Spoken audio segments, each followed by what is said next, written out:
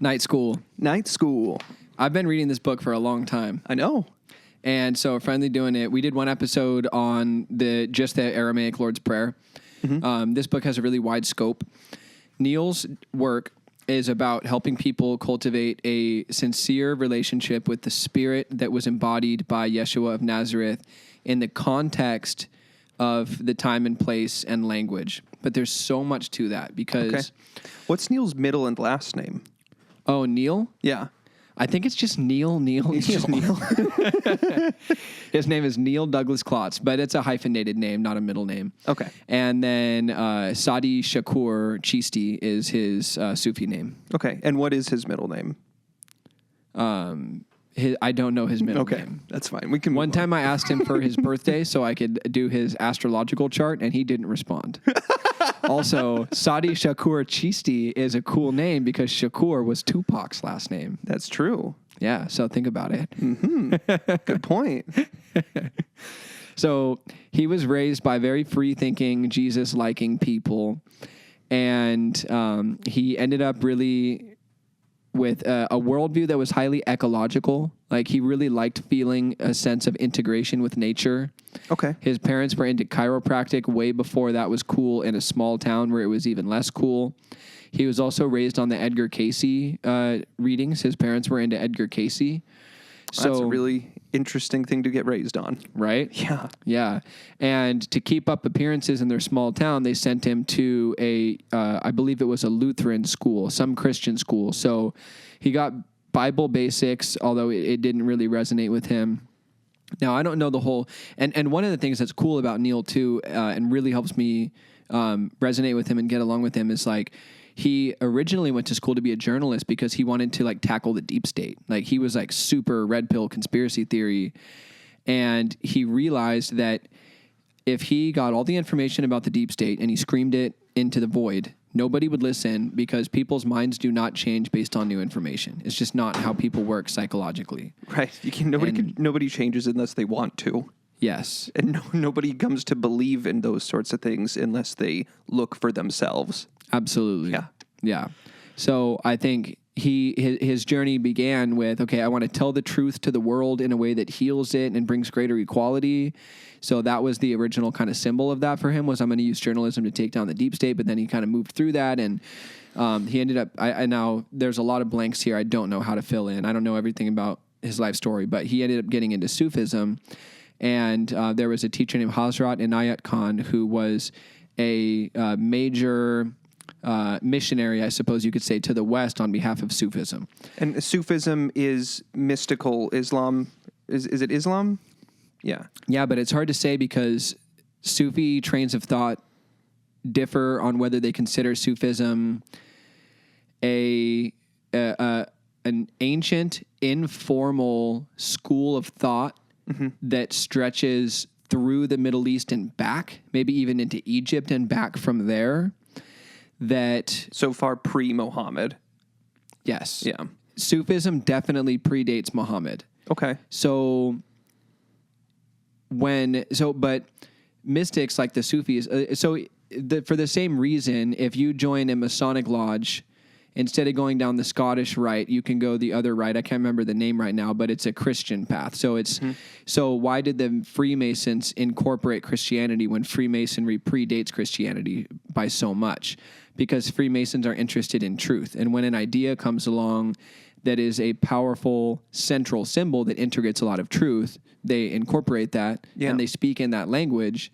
And they also try to help that new tradition move along and evolve.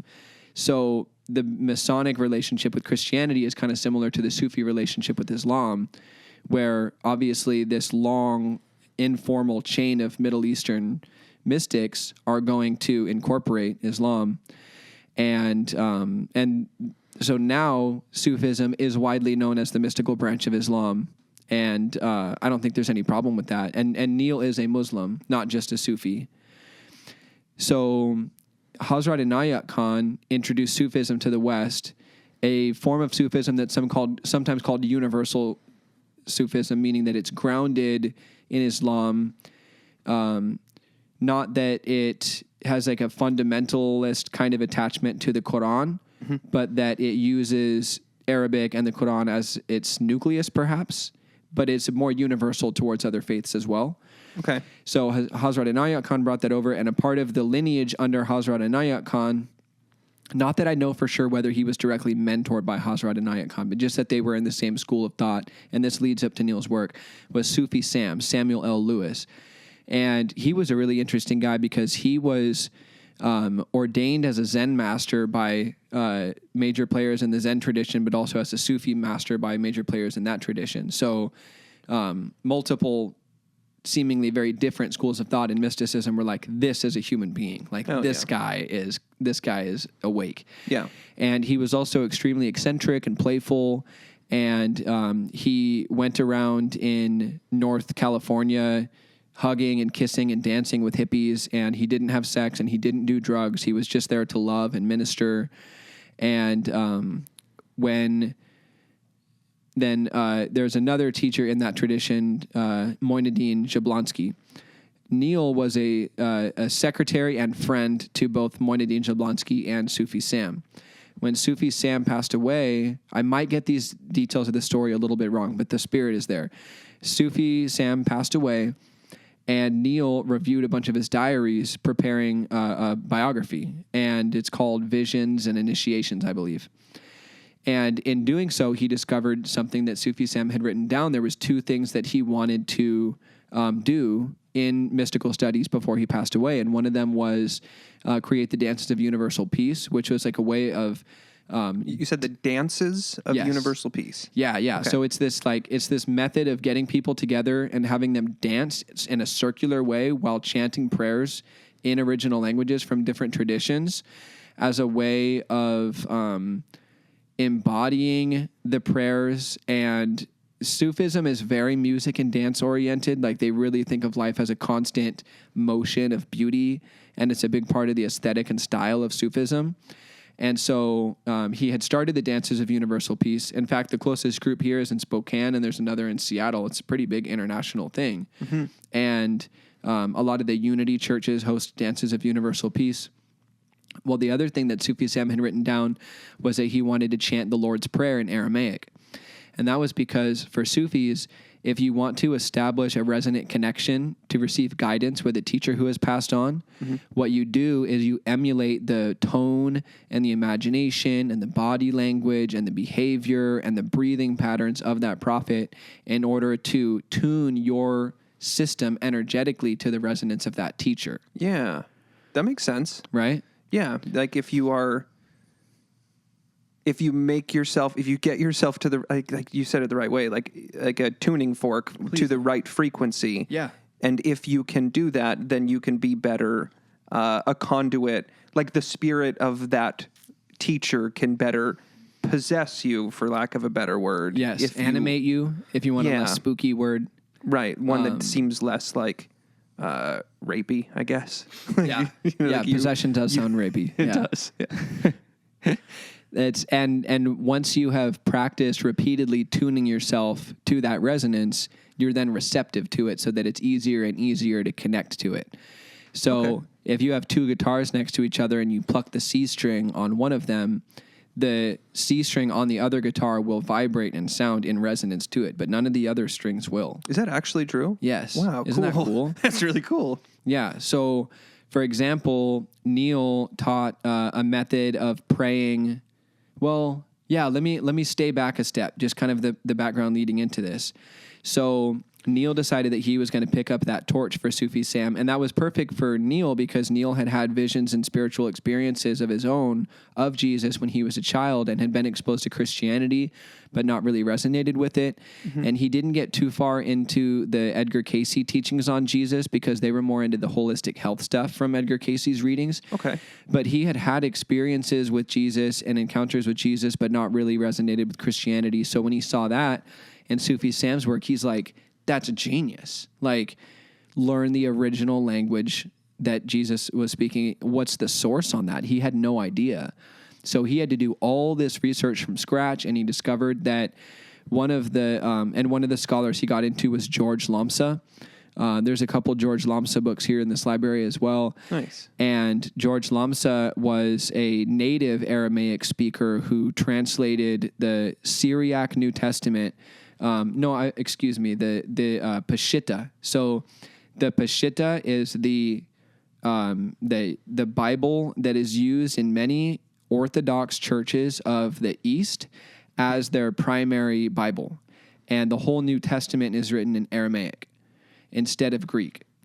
So if you I don't know which denominations, but there's like 3 major Eastern Christian denominations, one of which is based in India and one in the Middle East, and I don't know more details than that. But they consider that the Bible, and the Peshitta means simple or not messed with. So are you saying that is it's the same? Is it the same collection of books as what I know to be the New Testament? Very similar. It didn't have Revelations. It didn't have second and third John or something like that. Missing a couple of books and maybe had 1 or 2 extra. But eventually, they ended up. Some of the denominations, if not all, ended up adapting those books anyway, and including Revelations later. So they weren't super rigid about this is the right books, not those books. It was more just that they had confidence because of the serious, strict nobility and honor of their train of thought going back, that those manuscripts had always been copied perfectly. They were very confident in that. If you do research on this, there are earlier copies of the Greek manuscripts than there are of the Aramaic, but the Aramaic communities were more nomadic, and they had a practice of burning and recopying scriptures as opposed to keeping old records around like the Greeks did. So it's just not really historically clear which ones are older. But, interesting. But it's obvious that if Jesus spoke in Aramaic to people who spoke Aramaic, and there are very, very old manuscripts of that, the thing is, even if like mainstream Bible scholars say the Greek, the apostles wrote it down, they wrote down everything in Greek, which would make no sense based on the language that they spoke and who they were distributing it to. Even if that were true, if you translated it from Greek back into Aramaic, you'd still get closer to what Jesus meant. Because you know how you can take a file and you can compress it and then you can unzip it? That's what it would be like. You take Aramaic, you translate it into Greek, and then you translate it back into Aramaic. It'd be like compressing and unzipping a file, because there are only certain ways to say certain things in Aramaic. Like, for example, if Jesus says that the kingdom is within you and it's out, or Jesus says the kingdom of heaven is within you, there wasn't a word in Aramaic for within that didn't also mean without. So there was no way of saying it's inside of you versus it's outside of you. That wasn't a part of the syntax. All he could have said is, it is both within you and outside of you. So if you translated that phrase into Greek and then back into Aramaic, you'd end up in the same place. And there's examples, like if you read George Lhamsa's translation of the Peshitta, one of the really funny ones is that if you read in Aramaic, the word camel, it looks exactly the same as the word rope. And unless you're a very subtle Aramaic scholar, you wouldn't be able to tell the difference. And that's why the New Testament from Greek says that a camel can't go through the eye of a needle. Well, what goes through the eye of a needle? A string. So he's saying a rope can't go through the eye of a needle. So you read George Lhamsa's translation of the Peshitta, he shows the 2 words next to each other. Raleigh, hundreds of those. Hundreds of those. That's the funniest one. But there's hundreds of those where it's like, oh, that was a Greek translator who misunderstood what that Aramaic word meant. And you can clearly see that if you replace it with this other extremely similar looking Aramaic word that the Peshitta still records, that line makes way more sense and is way more consistent. So the other cool thing is that Jesus was teaching people in an ancient Middle Eastern culture. He was teaching Semitic peoples, and they had particular ways of understanding reality. Neil recommends a book called Hebrew Thought Compared with Greek by Thorleif Bowman, and it compares the Hebrew worldview with the Greek worldview, and you learn about some really fundamental differences that make things very different. For example, the Hebrews always think of things in terms of being ever in motion, always changing, always being actively generated by a dynamic creator. Greeks try to sometimes make concepts plastic and fixed.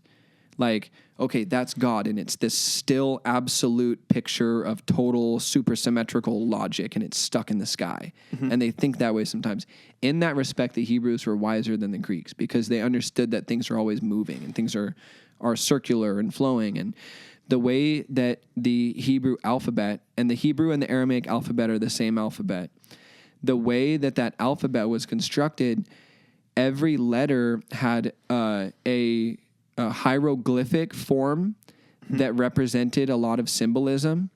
And then it had a particular sound that represented a felt somatic symbolism. And it had an associated number that represented a sacred geometry kind of symbolism. So when I say it's like compressing a file to translate Aramaic into Greek, that's maybe not even going far enough. The amount of richness of meaning and layers that you miss when you translate it into a more conceptual language, there's just no way to do it. So, for example, you take a word like Abun, which is translated to our Father. There's just too many ways to interpret the word Abun, and more importantly, to experience the word Abun. So that's the first word of the Lord's Prayer according to the Peshitta version. Our Father could be enlarged philosophically. You could say, oh, it doesn't mean our dad, it means the shared cosmic source. You could enlarge it and speculate and use your imagination. But Abun contains so much.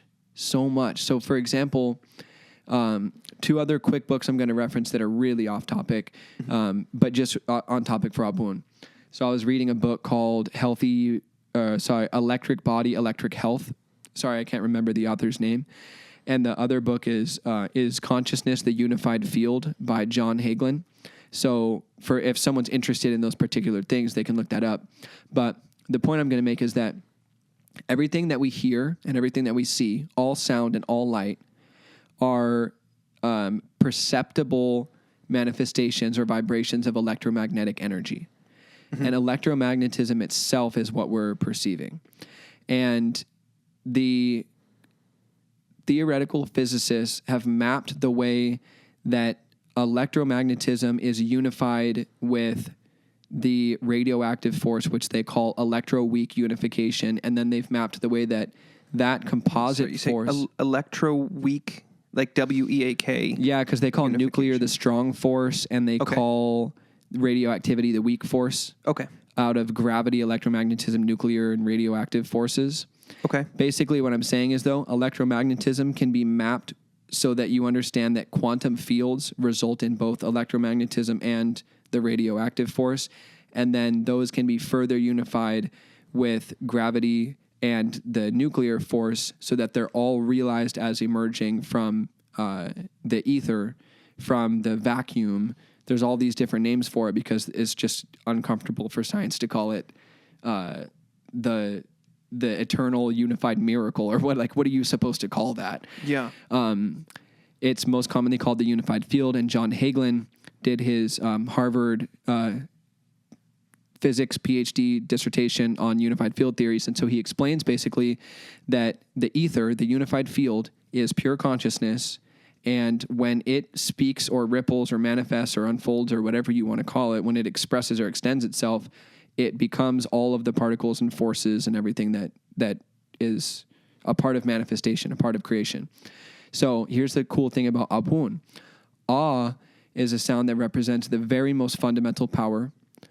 Bu, so it's Aleph, Bet, Vav, but Neil hates the word Vav because he says that the Hebrews didn't actually like the V sound. They kind of considered it evil or spooky in a way. So really they would have pronounced it wow, but in modern terms it's pronounced Vav. Nun, so it's 4 characters. Aleph means the fundamental power. So in the terms of modern physics, you would call that the ether, the unified field. Bu, the Bet, represents a birthing or a breathing. U represents a transition or a breathing or something miraculously moving from one state to another. And the Nun represents light, sound, and vibration. So in other words, if you ask somebody, what is electricity? You could answer with the word Abun, or The ether, the unified field, miraculously births electromagnetic power into existence. Nun could be considered electromagnetism itself. Aleph could be considered the ether itself, and the Bua could be the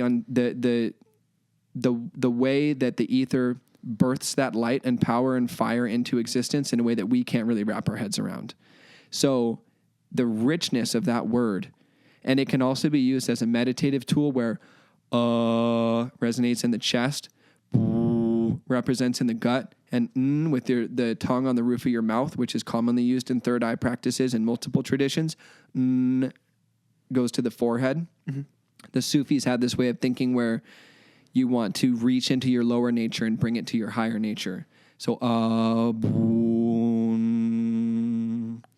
or if you wanted to use the word to use your imagination to clear your energy field, because everybody has an electromagnetic biofield surrounding their body, you could think of the coming out of the heart and the bu and the pushing an energy out of you that clears and charges the biofield around you. And you could go,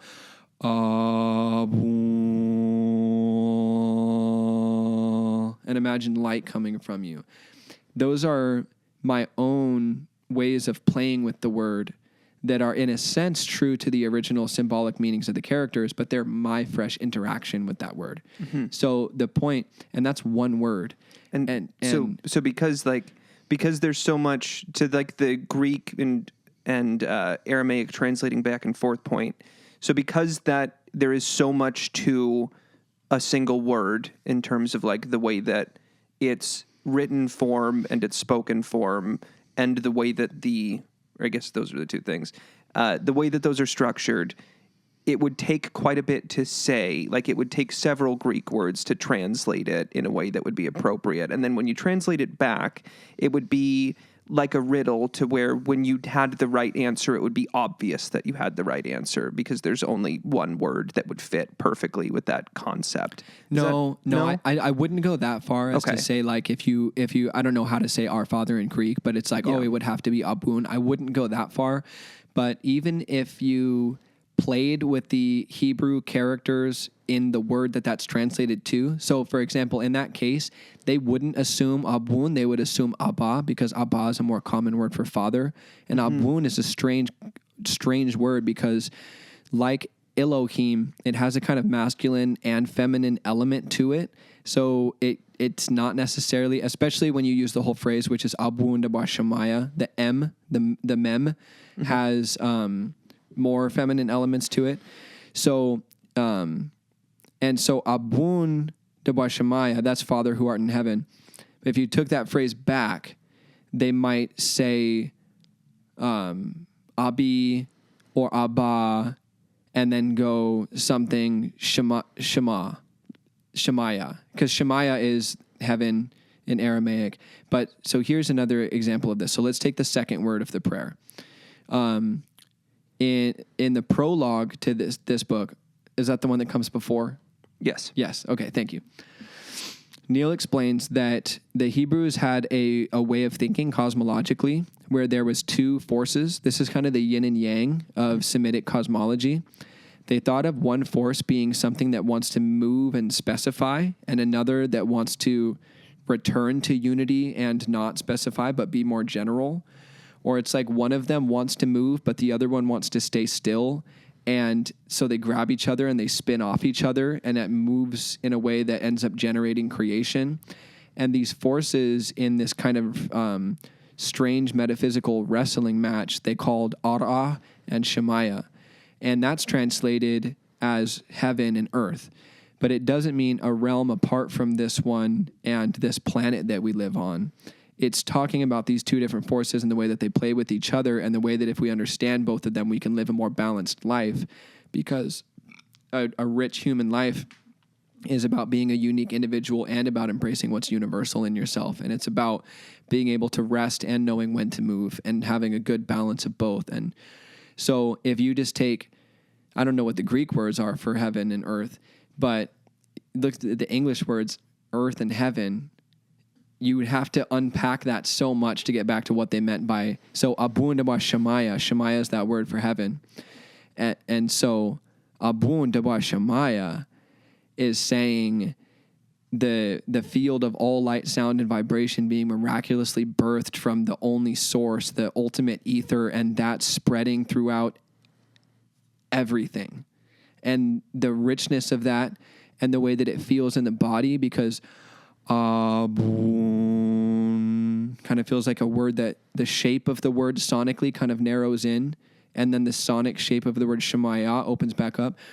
Daba Shemaya. And you can feel when you contemplate it with devotion and mindfulness, it provides for you a physical feeling of opening. There's a big difference between asking God to open your heart and using a sound that came out of Jesus' mouth with a certain vibratory quality that gives you the somatic feeling of opening. Yeah. I don't know if this is what you're saying, but like your mouth even, like it makes your mouth close and then open more. Like yes. Yeah. Yeah. And yeah, okay, I'm not going to I almost just went down a rabbit hole that I didn't need to go down. All right. But yes, that's all relative. All of that is relative. And this is not about the New Testament translated from Greek to English doesn't have the real literal words of Jesus. I want the real literal words of Jesus. That is not what this is about. It's about getting another angle on it. If you think in a term, if you're the type of person, for example, who really likes cognitive behavioral therapy and likes to read philosophy and likes to think in terms of organizing your mind into truths and getting untruths out, then the Greek New Testament might work really well for you. Like, thinking about, okay, it's true that Jesus has this status and this specialness and this authority, and I'm going to let that direct the behavior in my life to be better. And these ideas make sense, and this is true, and I'm going to reference these rules to conduct myself, and this is the Greek New Testament might be great for you. But if you want to experience in a more subjective, relational way what the words of Jesus could mean, and you want to move with Jesus and breathe with Jesus, and that resonates with you, this is another helpful frame to look at it. But it's not going to give you a literal, okay, now I know what Jesus said literally. It's an interaction. It's a relationship. If you could know, and I'm not saying that in the evangelical sense, like have a relationship with Jesus, because at the end of the day, what we're talking about is having relationships with symbols. We're talking about having relationships with concepts. Whatever, if you say, I have a relationship with Jesus, well, do you have an established, energetic, resonant connection with the actual spirit that embodied that person? Or do you have a mental relationship with a concept that was taught to you about a historical figure? And how do you know the difference between those two things? Right. Like I have a relationship with Gandalf. Yeah, and Right. Yes, and I really don't want to be disparaging, because if you have a mental relationship with a character that you admire more than any other, that's a really healthy idea, honestly. Sure. Yeah. Like, but it is different. But it's a different thing. Right. But yeah, if you're a kid and you go, what would, and you insert a character here that's brave, noble, true, and everything, you go, what would that character do? And do that. That's probably better than what you were going to do. Like, that's not bad. Yeah. That's not a bad thing. Totally. And the Greek New Testament is not false, and this is true. Like, it's not about that. Some scholars have gotten into this Aramaic primacy theory, and they're going, okay, well, now we're going to argue the Aramaic primacy theory, and the Aramaic New Testament is technically older. And that is a bunch of just dorky theological nonsense avoiding the subject, because the real subject is, what does it mean to be in the way of Jesus? What is the way of being that Jesus embodied, and how can we adopt it? That's the real question. Mm-hmm.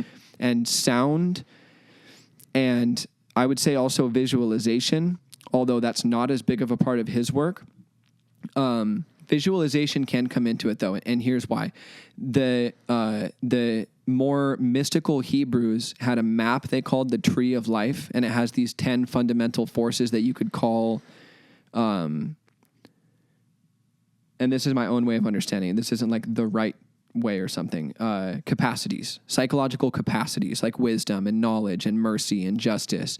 And these psychological capacities are forces on this Tree of Life, and there's 10 of them. Okay. And they're organized in a certain way that really helps you think about your personality with a great holism and a great inclusion. And between the 10 forces represented on that map, there's 22 paths, and each path is represented by a Hebrew character. And the way that the Hebrew characters are arranged on that map tells you it helps inform your subjective understanding and therefore your imaginative relationship with those characters and what they mean at deeper and deeper levels. And so characters here, you're referring to letters, yes, right? Yeah, the letters. Okay. Yes, but thank you for... I thought you might go there, yeah. Thank you. Thank you, because the Hebrews thought it's so easy for us to simplify and go, the Jews believed in one God. There was no other gods. Not exactly. Not exactly. The Hebrews believed... That was very Jordan Peterson. Well, no, that's not true. Depends what you mean by the map. Not exactly. They were not... Okay, monotheism is only healthy when it's balanced by an integrated polytheism. So what you want is a good, consistent, well-balanced map of forces integrated by some central force, and monism is the understanding that those are all one. So it's not like the Jews believed in one God. No, the Hebrews were a people who understood that there are many forces at play in the universe, but that they are all manifestations or rays of some central sun force that manifests as all of them. And they represented the archetypal personalities of being by the Hebrew characters. So yes, Aleph and Bet and Gimel and Dalet and Hey and Vav were personalities. They were living personalities. They were in dynamic relationship to one another, and they provided the bridges between the fundamental forces that made up the systems of every tradition. So they could take that tree of life system and they could map Chaldean or Egyptian or Roman mythology or psychology onto it, because what they wanted to do was really understand how everything is an emanation of God, because they wanted to understand monism, which is the oneness of God. So monotheism, there's one central God that creates all others. Polytheism, you want to have a balanced array of personalities. Just like if you decide, oh, I'm going to be a perfect Christian, I'm going to show nothing but mercy. Well, that's stupid. That's like only using your left hand, because that's not the only thing that exists. And there are other capacities that need to balance those properly. So that's why you can't just say, I'm a monotheist, I worship the God of mercy. It's like, well, but mercy's not the only thing that there is. Right. And you need discernment to manage mercy. Yeah. And fairness and truthfulness and courage. And there's all these other things. So thank you for asking that, because the Hebrew characters were personalities in the same sense that Jung considered the archetypes living personalities with intention and motivation. Now, if you want to... Now, Neil's work is heavily sound-focused, and that's a part of the tradition that streamed down from Hazrat Inayat-Khan. One of his key works was on sound. If you looked up Hazrat Inayat-Khan sound cosmology PDF, the book would come up. I don't remember exactly what it's called, but he wrote... One of his seminal works was on sound and the nature of vibration. Very similar to Maharishi of the yoga tradition, Maharishi Mahesh Yogi. They're basically explaining that the way you experience sound at finer and finer and subtler levels helps you operate at a more fundamental level. So Neil, as his background as a Sufi, he's very sound oriented. So if you ask him about visions that you see, like I have asked him about visions that I see in prayer, he tends to stay away from that, and he considers experiences of sound and feeling to be most valid and most useful and most likely authentic. So that's his... in my opinion, his bias and his angle. But visualization is also important. And the whole reason I went on the Tree of Life caveat was just to say, if you like visualization like I do, that's a way of interacting with the Hebrew alphabet through visualization, is to map it on the Tree of Life, which then you map over the body. And if someone wants to get into that, you would see Gareth Knight's Practical Guide to Kabbalistic Symbolism. That's a great one for that. Cool. But so, for example, Abun, the Aleph connects mercy with justice. So what does that mean exactly, that Aleph is that force that connects mercy with justice? And Bet connects wisdom with mercy. So what does that mean exactly? And Vav connects the crown, the highest capacity of the human being with wisdom. And what does that mean, that it's that connection? And so you could explore it that way as well. And the point is, though, that what we want to achieve is a dynamic interaction with these very fundamental symbols that results in us developing a more integrated personality and a direct resonant connection with Jesus. So,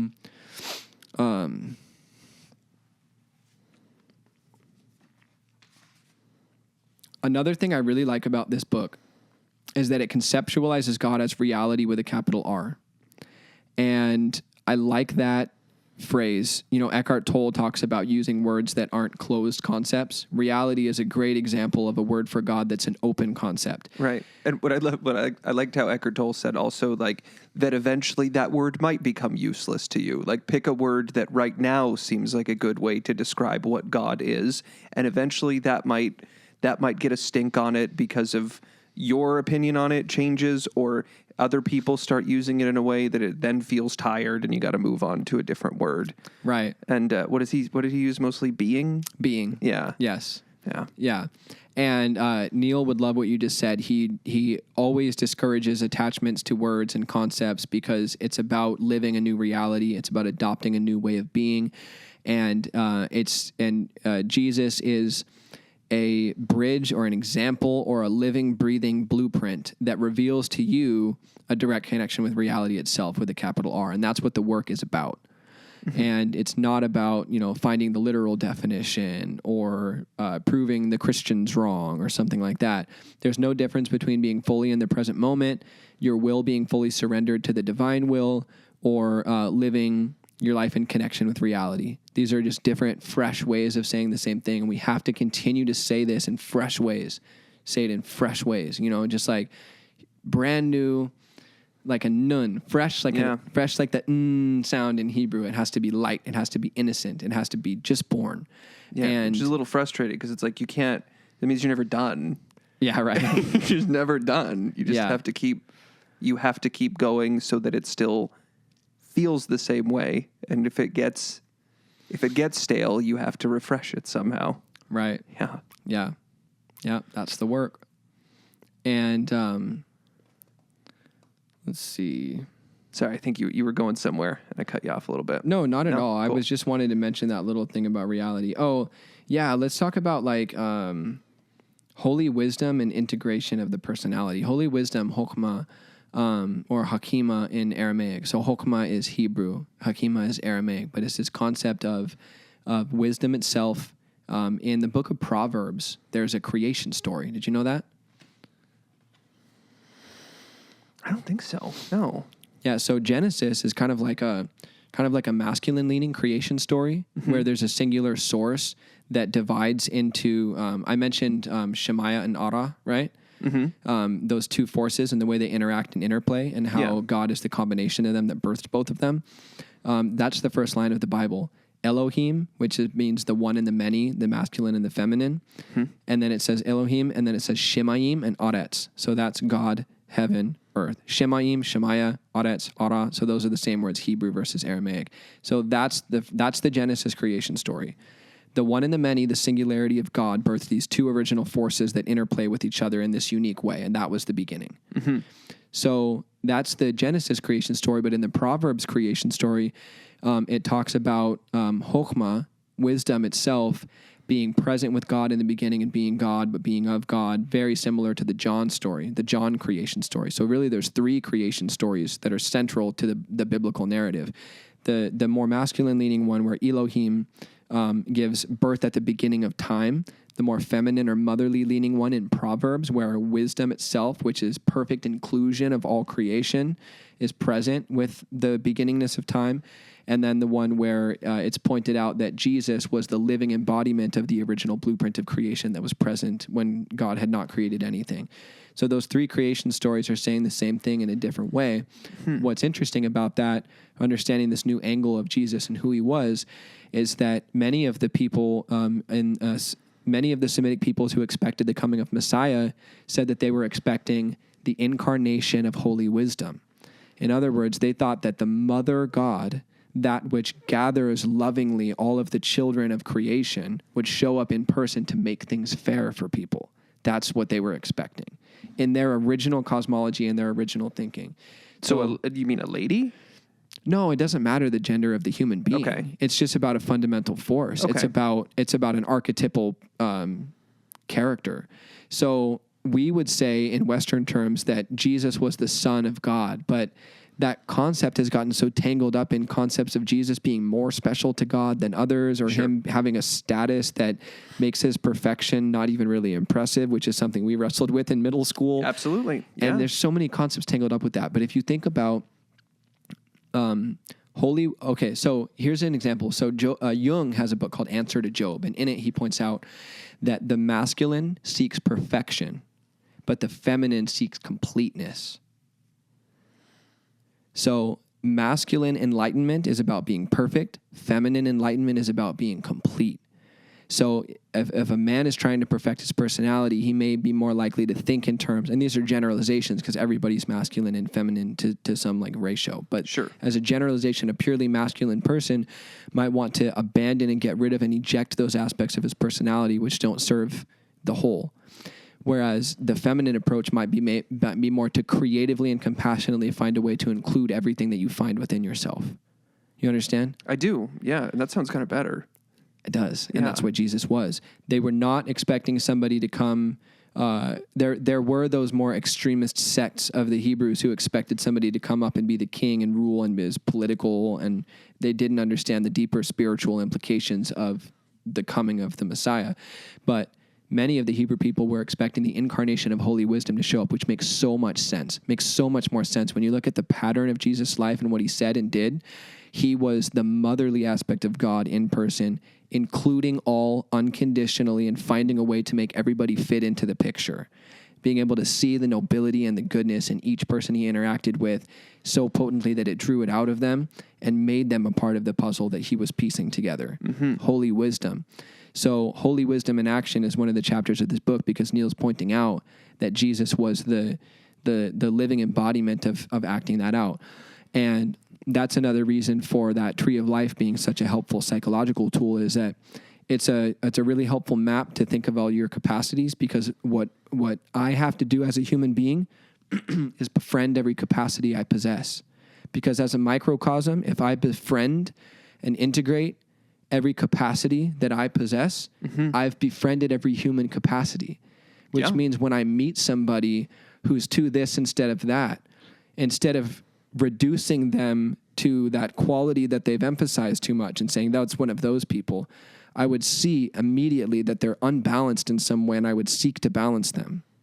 And I would just be like, oh, I can understand. You've just fallen too far this. I've got that in me. You just fell too far in that direction. Maybe you could do this. And if you compare yourself, and we have an interaction, and let's say we have 10 human capacities and you're only using one of them and you're so out of balance that you're causing great harm, and I have an interaction with you.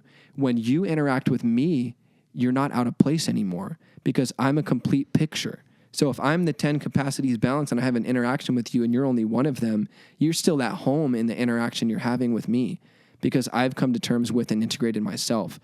So Neil presents Jesus not as the unique, special Son of God, although he is that too, and that's valid in that frame. But there's this other frame of seeing it that Neil is revealing, which is that Jesus was the first example, perhaps, of a perfectly integrated human being. Someone who had truly come to terms with and interconnected all of his capacities, so that anyone he interacted with could become more holy if they were willing as a result of interacting with him. That makes sense. Holy wisdom.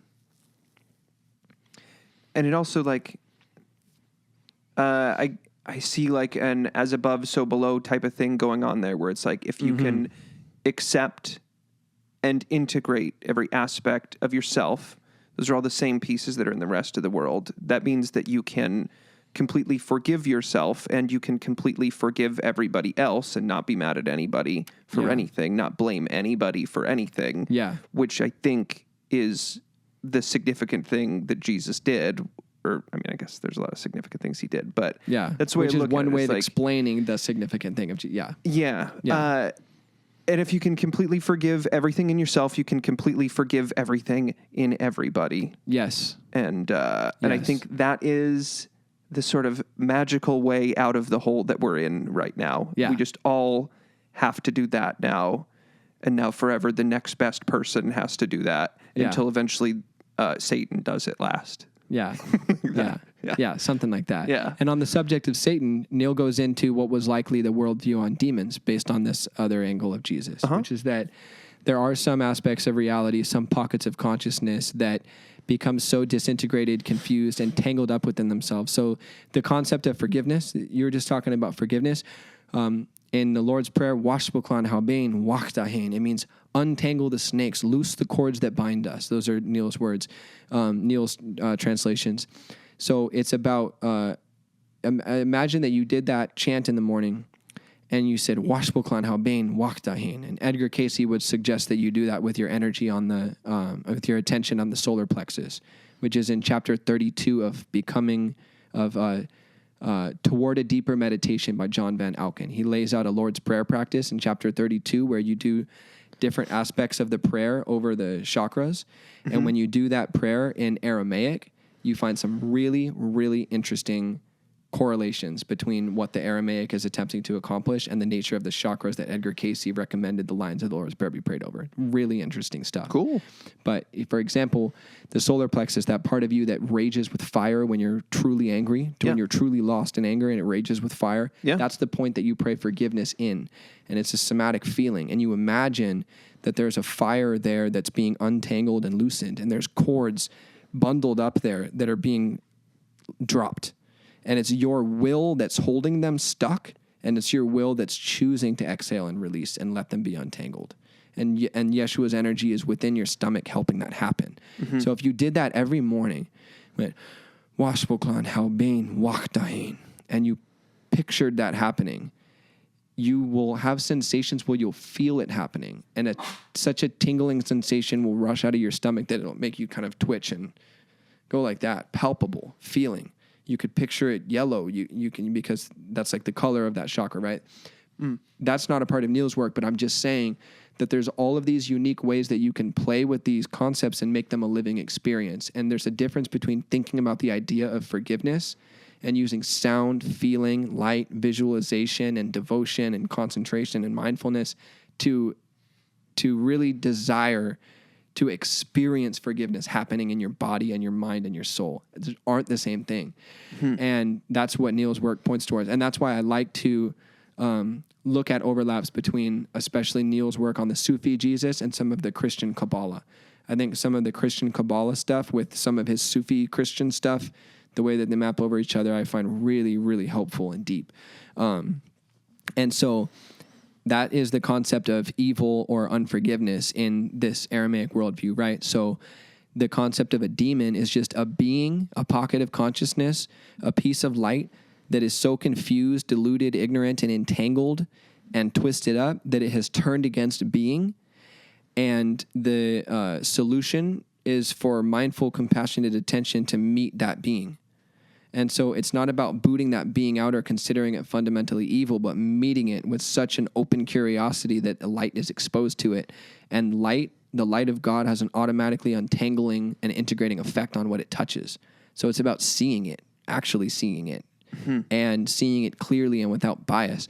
And so if a human being has a part of themselves that has gotten that out of whack, they need to bring their awareness to it and experience and go to it, because in the same way that Yeshua was the incarnation of holy wisdom for this planet that we're standing on, we are each to be the incarnation, the avatar of holy wisdom that reaches into ourselves.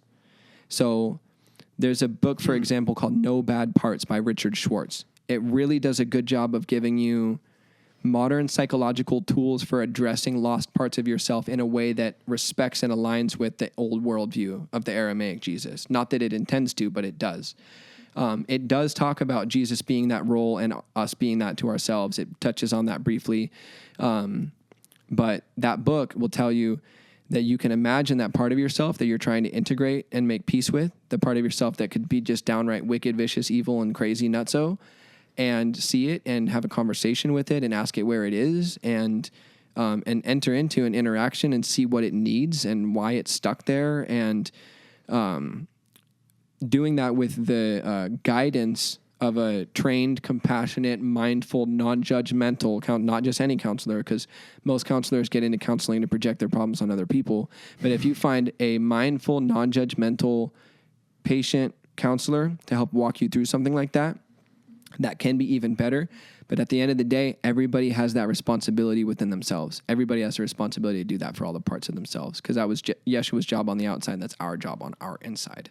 I love that concept, and I don't think I've ever heard that one before. The idea that like we're in a world, and in this world there was a perfect incarnation that was sent here to show the right way, and we each kind of have our own world within ourselves, within that world, and we have to send our own perfect incarnation into that world to be willing to do the same thing for the rest of the little Raleighs inside me. Yes. Yeah. Yeah, for every little Raleigh. And that's why Richard Schwartz calls the book No Bad Parts.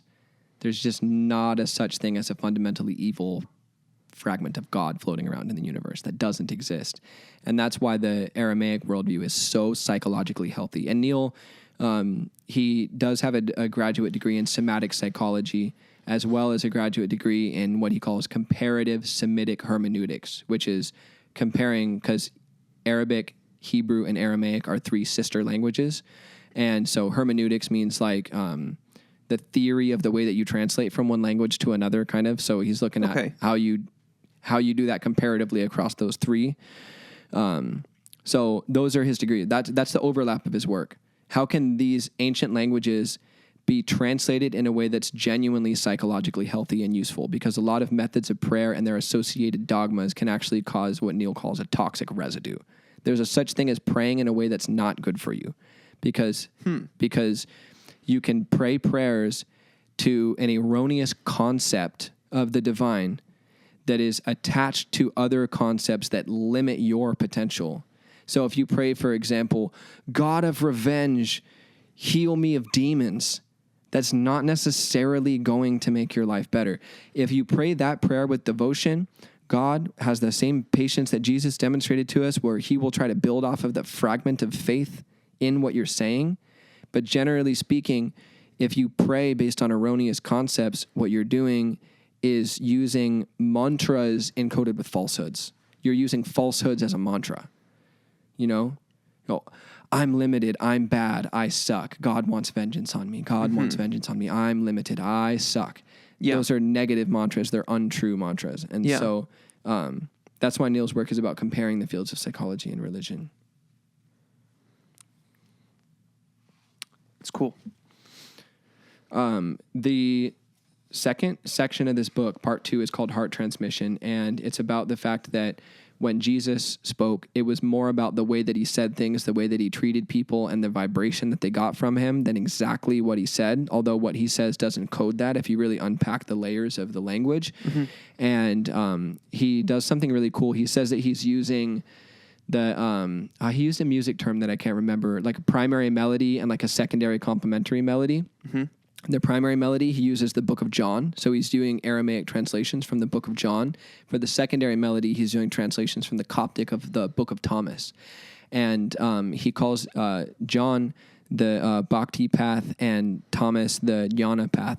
In yoga, they have these different methods of increasing what we would call in Western religious terminology our intimacy with God or oneness. These different methods have different names. So Bhakti is basically practicing such loving, heart-centered devotion toward God that God is invited into you, such that God transforms your intention. Having your intention transformed from the inside out by God by practicing devotion to God. Bhakti, devotion yoga. And then jnana yoga is speculating on truer and truer ideas until you start to approach on those really fundamentally true ideas that are so transformative, they reset your consciousness and show you the real reality.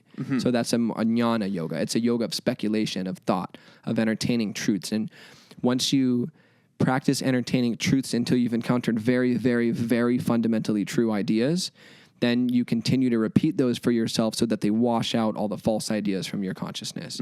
So those are two methods. A Course in Miracles is an example of a great jnana yoga path. And bhakti yoga would be like Paramahansa Yogananda is a great Christian bhakti yogi. He's actually from the yoga tradition. But he's more about how can we aim our whole intention, our whole heart, our whole love at God.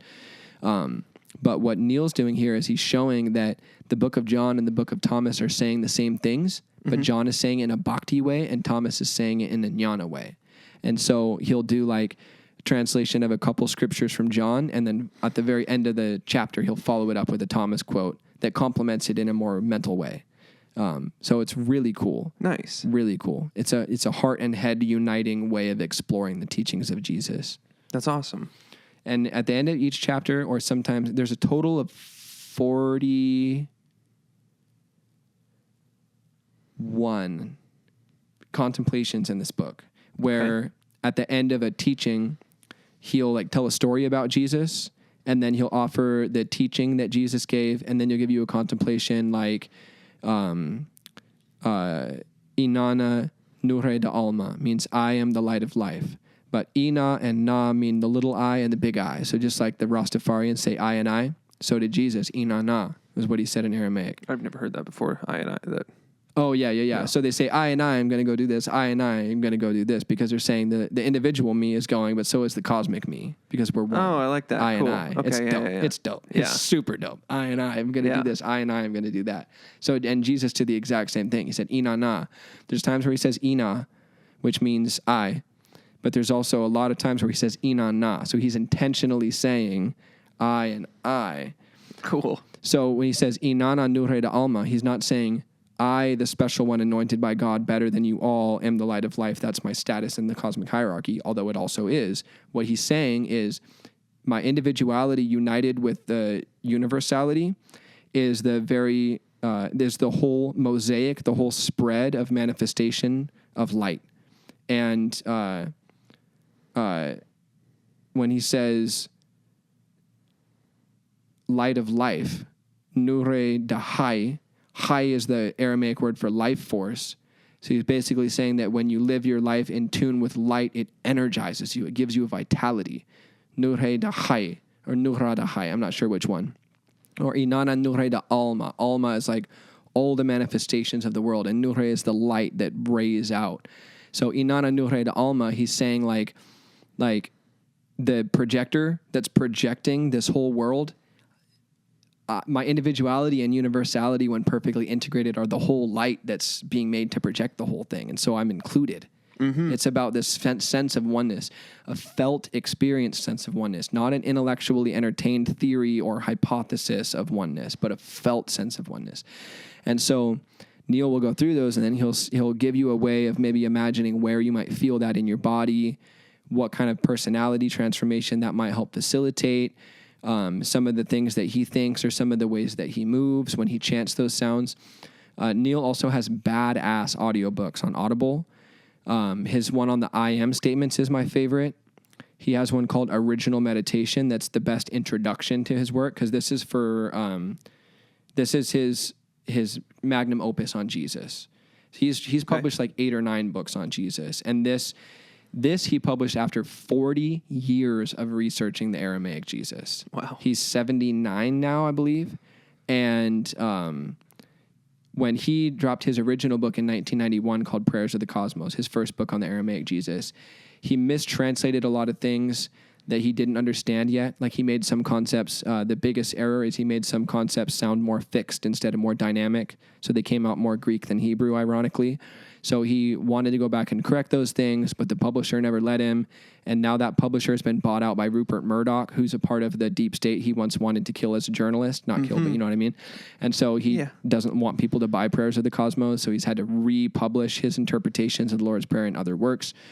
So you can find it in the back of Desert Wisdom, which is my personal favorite of his books, because it's a survey of a big assortment of Middle Eastern scriptures, and he lived nomadically when he wrote it.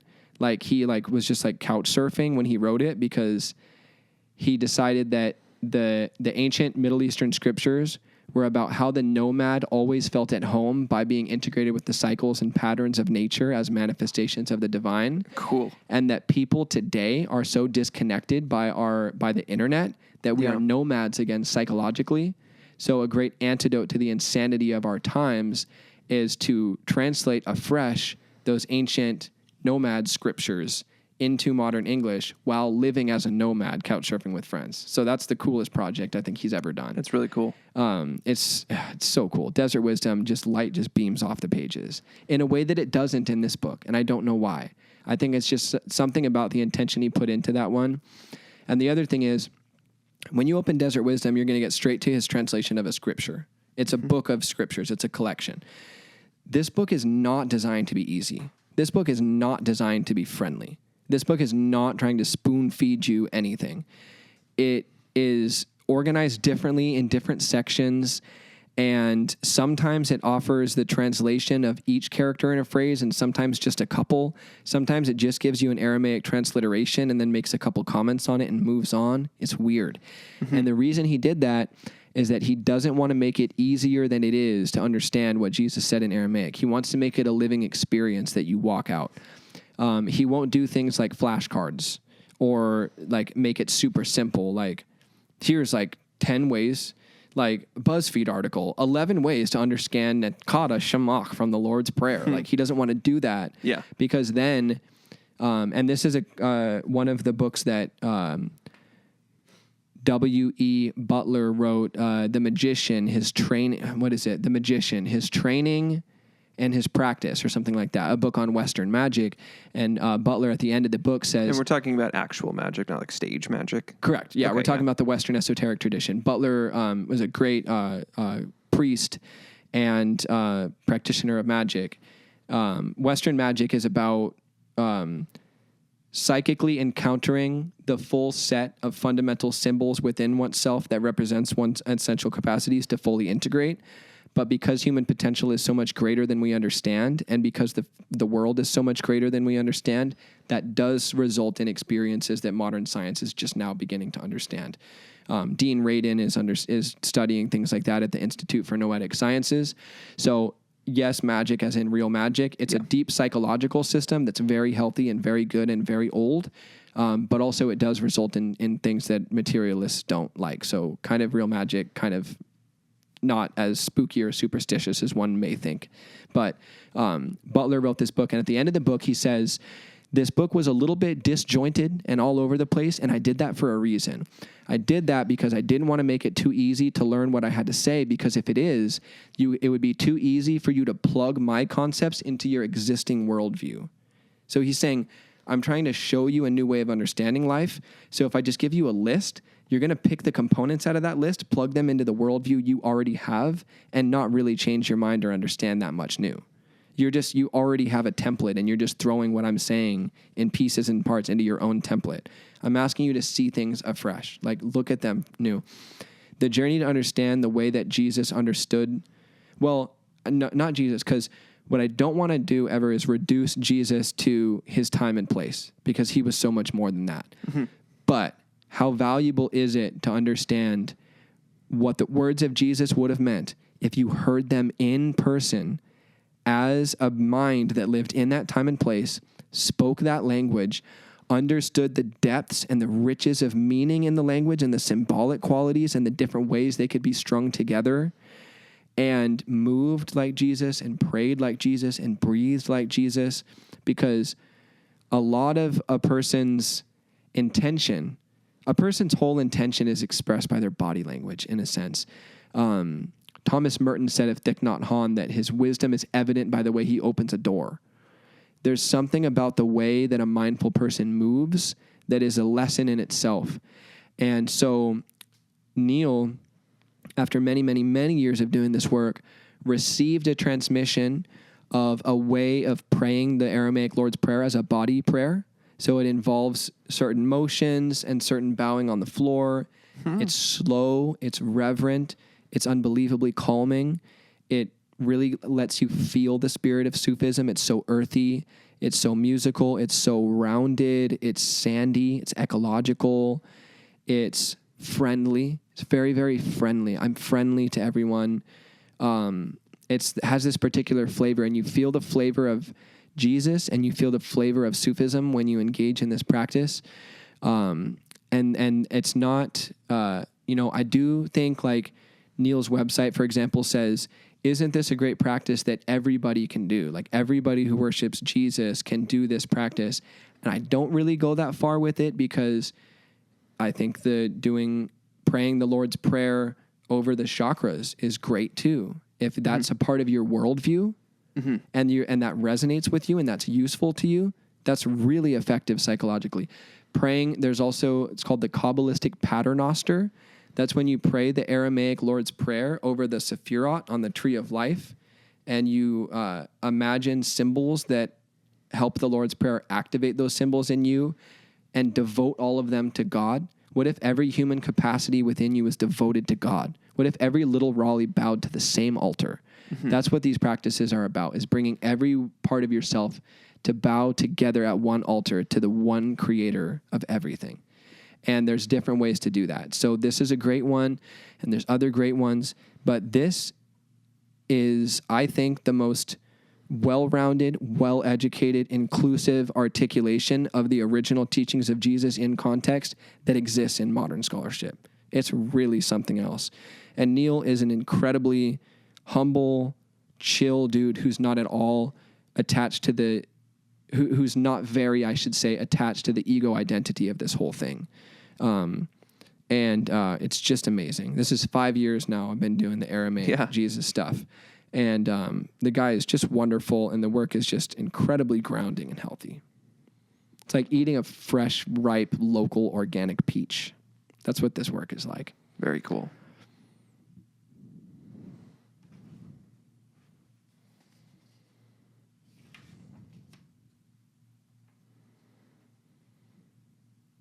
If you want to get into it too, there's some cool mystery stuff about the mansions of heaven and the mystery of death. So if you want to get freaky, buy a copy. Nice. But you say the mansions? Yeah, I reserve many mansions for you in heaven. There's like all of these like... I don't think I've heard that one. That's in the Bible somewhere? Yeah. It's like spheres and palaces of hierarchies of ever subtler astral light realms that you appear in when you die and you're devoted to God and all this stuff. And so, Neil, like this book ends up, or it unpacks that in a way that makes it make more sense, or... I wouldn't say that because... More sense. Well, when we, honestly, as modern Americans research subjects, we usually do it out of an ego-driven sense of idle curiosity. Mm-hmm. It starts there. Yeah. And then maybe we encounter something that sparks a greater devotion in us. But no, I'm not saying that this book is going to break down the metaphysics of the mansions. I'm just saying that it does touch on the mansions and the mystery of death and things that are a little spicier like that. Cool. I was just saying that as a teaser. Nice. Because idle curiosity can get you into some good things. It can. So I'm just saying it's a sexy book too. It's got some interesting things in it. But like Rudolf Steiner has books on the higher realms and transitions into them, which is one of the theologians. I shouldn't say theologian because that's a cuss word for Neil. So I wouldn't want to disrespect him like that because theologians make things so conceptual that they just throw out the baby with the bathwater. But Rudolf Steiner is a great Christian philosopher who wrote a book about initiation into the higher realms for someone who's really into that spicy shit. Mm-hmm. Or the Urantia book goes a lot into that. This is not a book about like cool metaphysics, but at the end of this book, he walks you through the body prayer. And also, if you go to abwoon.com, abwoon.com, that's Neil's website, and he has videos that will walk you step by step through doing the Aramaic body prayer and learning the Aramaic.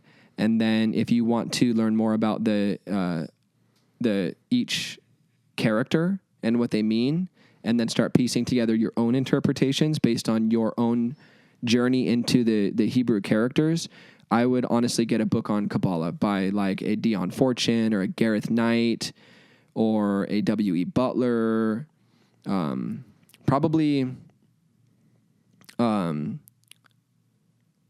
Holy Kabbalah with a Q by Dion Fortune, probably, and read through her descriptions of the Hebrew characters and what they mean symbolically, and then think about how that unveils deeper levels of richness in the Aramaic words.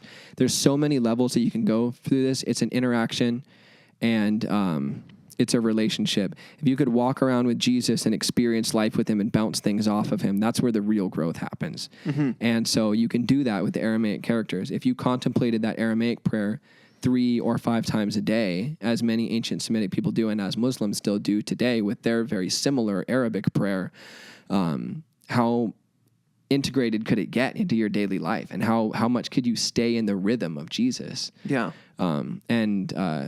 Desert wisdom is full of exercises that have you breathe in a certain rhythm, often in fours. Helps you breathe in the way that Jesus may have. And yeah, I think that's a lot of the gist of the book. It sounds like it. Cool. Yeah. So night school. Night school. Unless you have any questions. No. I felt like an abrupt ending. I was like, I should have asked if you had any questions. No, you're fine. And we've talked about Neil for years too. This can all just not even be in there. We said night school. No, we're going to leave it in. All right. Night school.